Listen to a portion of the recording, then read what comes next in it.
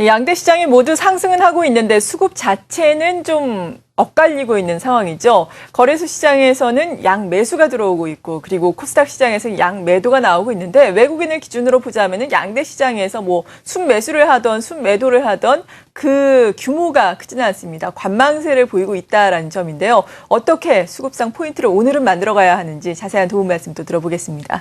SK증권 영업부 PIB 센터의 김우식 차장입니다. 안녕하세요. 네, 안녕하십니까. 네, 오늘은 포인트 어떤 단어로 말씀해 주시겠어요?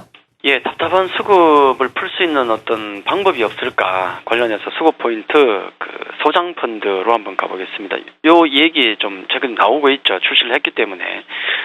어제도 제가 말씀드렸지만 어떤 개인 투자자분들의 어떤 주시장 이탈, 그 관련해서 말씀을 좀 드렸는데 많은 원인들이 있지만은 그 중에 하나는 역시 또 그 외국인이 우리 주식시장을 쥐락펴락하는 것도 분명히 한 가지 이유가 될 겁니다. 어저께 수익률을 보셨지 않습니까?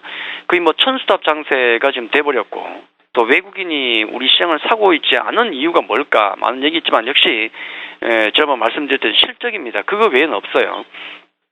뭐 글로벌 전체적으로 돈이 없는 건 아니지 않습니까? 아직도 분명히 그런 상황이거든요. 우리 증시 어떤 우리 전체 시장의 실적을 놓고 본다 그러면은 연속적인 어떤 실적 쇼크가 나올 정도로 그 실적 예상치를 벗어나는 그런 실망감이 우리 시장에 분명히 있었죠. 그래서 지금 현재 우리가 생각하고 있는 어떤 시장 밸류에이션 그에 대한 믿음이 감소를 하고 있습니다. 그래서 지금 우리 시장이 현재 2014년 실적을 놓고 볼 때 올 한 해 예상 실적이죠.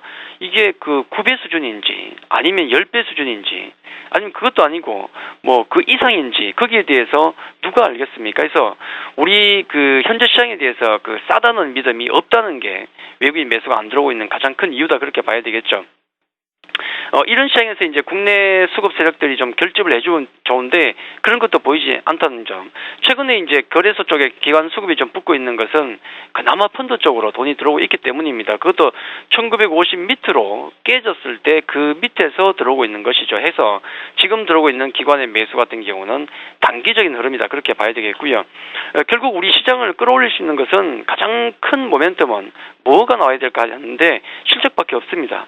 그래서 이번 1, 4분기 실적 같은 경우는 상당히 중요한 이벤트가 될 것 같고요. 또 수급적으로 놓고 본다 그러면은 이 외국인 수급이 좀 소강 상태에 들어갔을 때 그 공백을 메워줄 만한 어떤 국내 세력의 중장기적인 흐름이 어떤 그런 흐름이 필요한데 연기금의 힘만으로는 좀 부족하죠. 지난번 2005년, 6년, 7년이 졌던 그런 어떤 국내 시장을 이끌었던 힘은 느낄 수가 없는 거죠. 해서 이번에 나온 소장 펀드 같은 경우는 중장기적인 수급 흐름에 있어서는 분명히 도움이 될 것 같습니다. 왜냐하면 최소한 5년의 가입 기간이죠. 중장기 펀드고 거기다가 소득공제라는 확실한 이익이 있지 않습니까? 그렇기 때문에 국내 수급에 긍정적이다 그렇게 봐야 되겠죠. 물론 이제 약간의 문제라면 이건 그 연말까지만 가입하면 되는 거죠. 지금 당장이 아니더라도 연말까지 가입하면 효과가 있는 것이기 때문에 아마 그 효과 같은 경우는 상반기보다는 하반기에 더 있을 것이다 그렇게 봐야 되겠죠. 일단 하지만 그 최근에 그 소장펀드 쪽에 들어온 자금 자체가 대부분 보면은 어떤 중장기 펀드로 당연히 중장기 펀드로 자금이 들어오고 있거든요. 그렇기 때문에 우리 수급 흐름이 국내 수급 흐름이 단기적이지 않습니까? 그렇기 때문에 이 부분, 이 단기적인 흐름이 중장기적인 어떤 긍정적인 흐름에 어떤 변화는 올 수 있다 그렇게 봐야 될 것 같습니다. 해서 이 부분은 분명히 하반기로 갈수록 중장기적인 수급 호재로 작용할 것이다. 그렇게 정리를 해드리겠습니다. 중장기적으로나마 그래도 호재거리가 발생해서 좋다라는 생각이 드네요.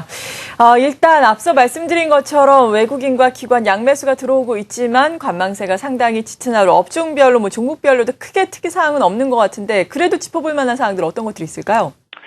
예, 시장 반등이 나오고 있죠. 해서 이제 어떤 단기적인 시장의 어떤 반등 강도는 기관 수급을 보시면 되고요. 그 다음에 반등의 어떤 지속성은 외국인 쪽을 봐야 되겠죠. 해서 오늘 놓고 본다 그러면은 양쪽 모두 그냥 뜨뜻미지근합니다. 별로 관심이 없는 것 같습니다. 아쉽죠.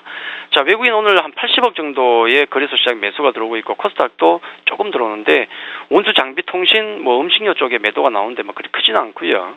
또 반면에 전기전자 서비스 금융 유통 쪽에 매수가 좀 들어오고 있고 기관들 같은 경우도 약간 좀 혼조세긴 하지만 유통 운수 창고, 화학 음식료 매도, 또 철강, 전기전자 운수 장비, 서비스 쪽에 매수가 들어오는데 기조적인 느낌은 별로 없습니다. 외국인 기관 모두 그 매수 상위 종목군을 놓고 본다 그러면은 어떤 낙폭 과대주라든지 모멘텀 있는 종목 쪽으로 조금 몰리는 것 같습니다. 자, 외국인은 SK 하이닉스, 네이버, 또 하나케미칼, 대우조선 해양 등이 있고, 기관은 LG전자부터 해서 LG전자는 실적 모멘텀이 발생했죠. 좀 실적이 좀 약할 것 같다가 1사분기 실적이 괜찮을 것 같다는 얘기가 있습니다. LG전자, 또 LG GKL, 포스코, LG 디스플레이 해서 낙폭 과대주와 어떤 모멘텀이 있는, 실적 모멘텀이 있는 종목군에 들어오는 모습은 보이지만 거의 추세적으로 시장을 이끄는 종목들은 거의 없다. 그렇게 말씀을 드리겠습니다. 그렇다면 지금도 전반적인 투자 전략에는 변화가 없는 건가요? 어떻습니까?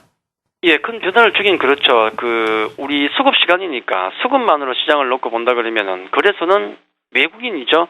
방금 말씀드렸지만, 이번 반등의 어떤 단기 강도는 기관이겠지만은, 결국 그 반등의 지속성은 외국인 수급입니다. 외국인 비차익 쪽을 동반해서 매수세가 강하게 들어오냐, 전혀 그렇지 못한 모습을 보이고 있죠. 해서 추세 반등으로 보기에는 이르다. 그렇게 봐야 되겠고, 또 코스닥 같은 경우는 국내 기관의 수급을 보자고 말씀드렸죠. 산 게 별로 없기 때문에 팔 것도 사실 별로 없습니다만은 일단 차익 물량은 나오는 것은 분명하죠. 예, 그렇기 때문에 코스닥 같은 경우도 종목을 줄여야 되겠죠. 실적주 위주로 재편하는 게 필요하다 말씀을 좀 드리겠고, 전체적인 어떤 그런 수급의 흐름 속에서 우리가 전략을 세운다 그러면은 비슷합니다.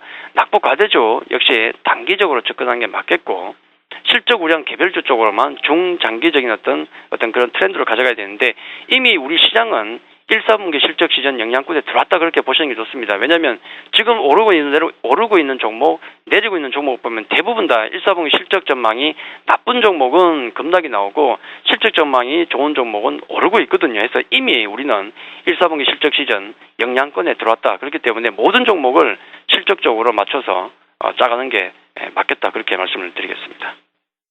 네, 큰 전략에는 변화가 없고 다만 실적주 중심으로 재편을 해야 한다라고 다시 한번 또 강조를 해주셨습니다. SK증권 영업부 PRB센터의 김우식 차장과 함께 수급을 바탕으로 시장을 좀 풀어봤습니다. 감사합니다. 감사합니다.